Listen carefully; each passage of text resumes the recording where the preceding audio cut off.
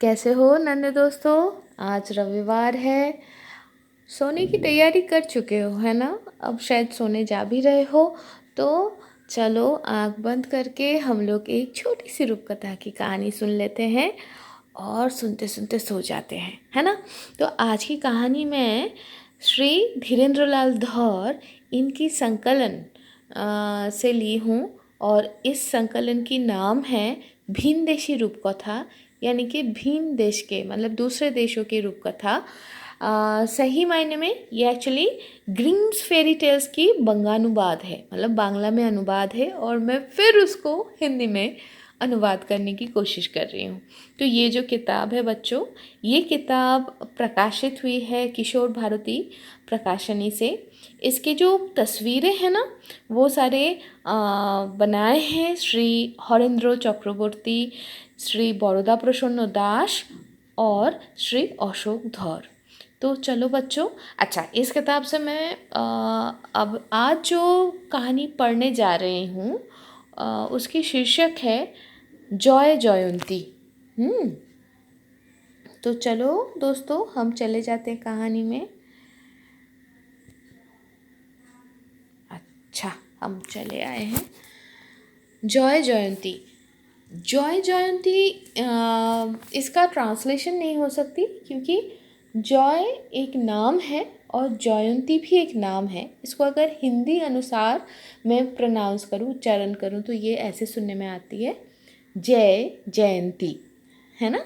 तो चलो, एक गांव के बगल में ही एक गहरी घनी जंगल थी।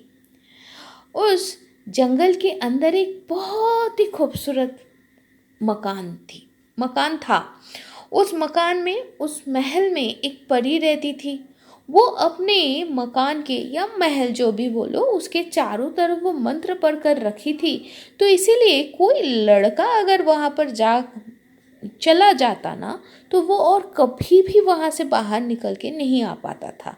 लेकिन कोई लड़की अगर वहाँ पर पहुँच जाती तो वो पंछी हो जाती, और वो जो परी है ना, वो सोने के पिंजरे में उस पंछी को रख देती थी और अपने बरामदे में उसको टांग देती थी उस पिंजरे के साथ। तो ऐसे 700 लड़कियों को वो परी पंछी बनाकर पालती थी अपने घर पे। गांव के भाई बहन थे, मतलब गांव में एक भाई बहन थे, एक जोड़ी, जो एक दिन खेल खेल में उस घने जंगल में जा पहुँचे, और उन भाई बहनों का नाम था जय और जयंती। तो अब जंगल में चले गए हैं, तो उन लोगों को रास्ता ना मिले भाई। जितना वो लोग ढूंढते रहे, उतना और भी वो उस जंगल के गहन में वो खो जाए। ऐसे ही देखते देखते शाम हो गई, सूरज ढलने लग गई, और जब सूरज ढल गया, तो जयंती एक पंछी में रूपांतरित हो गई, पता है। और जय तब तक तो जयंती के हाथ पकड़े हुए थे, अब वो जय के हाथ छुड़ाकर वो उड़ गई। अरे ये क्या हुआ? जय रोना शुरू कर दी, और रोते रोते वन के अंदर, जंगल के अंदर वो घूमने लग गया। वो ढूंढने लग गया जयंती को। ऐसा क्यों हुआ?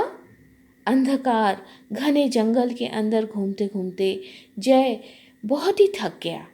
एक समय वो एक पेड़ के नीचे सो गया, और जब वो सो गया तो वो सपने में देखा कि उस जंगल के ही एक जगह पे ना खूब सारे गुरेल के फूल खिला हुआ है। गुरेल का फूल समझते हो, जो माँ काली को चढ़ाया जाता है, जिसका अंग्रेजी है चाइना रोज़, और हम बांग्ला में कहते हैं जबा। और इसको संस्कृत में भी, मतलब मुझे जितना पता है, इसको जबा बोलते हैं। तो वो एक संस्कृत श्लोक में जवा कुसुम इसका उल्लेख होता है, तो वो जवा हो, है ना। तो वो जो गुरेल का फूलों का एक बहुत बड़ा बगीचा जैसा उसको दिखा, और उसमें ना एक बहुत बड़ा सा एक गुरेल का फूल खिला हुआ था, और उसके बीच में एक मोती झिलमिला रही थी। और जहाँ तक वो उस मोती को एक बुलबुल को छुआ दिया, मतलब उस मोती से उसको छू दिया, तो वो बुलबुल जयंती हो गई। और फिर वो अपनी बहन के हाथ पकड़ के घर वापस चला गया।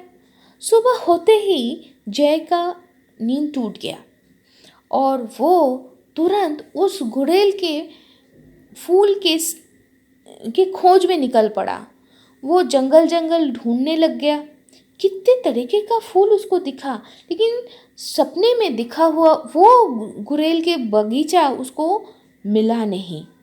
वो ढूंढता रहा और रोता गया। ऐसे ही दिन बीतते गए। ऐसे ही देखते देखते 7 दिन बीत गए। वो घूमता रहा, ढूंढता रहा और रोता रहा। अभी तो जैसे उसे लगने लगा कि वो पागल हो चुका है। ऐसे ही एक दिन अचानक से उसे वो गुड़ैल के बगीचा मिल गया, जहाँ पर सिर्फ गुड़ैल और गुड़ैल, सिर्फ जबा ही जबा। और उसके उन सारे गुड़ैल के बीच में एक फूल खिला हुआ था, जिसके बीच में एक बड़ी सी और सफ़ेद सी मोती थी। उस फूल को जय ने बहुत ही प्यार के साथ उसको ले ली और फिर अपने बहन के खोज में निकल पड़ा। बगीचा के बगल में ही उस परी के महल थी, है ना, महल था। आज दरवाज़ा खुला हुआ था। परी ने ये अंदेशा नहीं लगाई थी कि कोई आ सकता है, शायद इसीलिए वो दरवाज़ा खुला रखकर कहीं चली गई थी किसी काम से। तो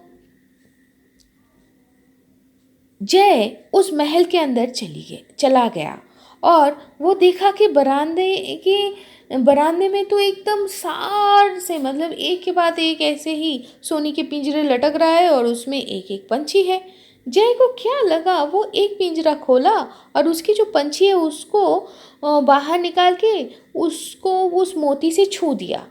तुरंत वो एक लड़की में तब्दील हो गई। तो ऐसे ही धीरे धीरे धीरे धीरे जय हर एक पंछी को उस मोती से छू दिया और देखते ही देखते 700 पंछी 700 लड़की में तब्दील हो गई। और सबसे आखिर में जो पंछी थी ना, वो जयंती में तब्दील हो गई। जय तब बहुत खुश हो गया। उसकी खुशी वो खुद से समेट नहीं पाया। जयंती के हाथ पकड़कर और वो सारी 700 लड़कियों को अपने साथ लेकर जंगल से वो बाहर निकल के आ गया। और इस तरफ परी ये सब, जब वो वापस आके ये सब देखा तो वो मारने के लिए, क्या बोलूं, एकदम हावी होने के लिए आ गई। लेकिन जय के हाथ में वो फूल देखकर ना वो कुछ कर नहीं पाई। तो इतने दिनों से जो अपनी बच्ची को खोकर जो माँ बाप इतने दिनों से रो रहे थे, वो अपने बच्चे को वापस पाकर बहुत खुश हो गए। वो सारे जय को आशीर्वाद की और चारों तरफ जय के नाम की जयकारा हो गया। तो बच्चों, दुष्टजन बार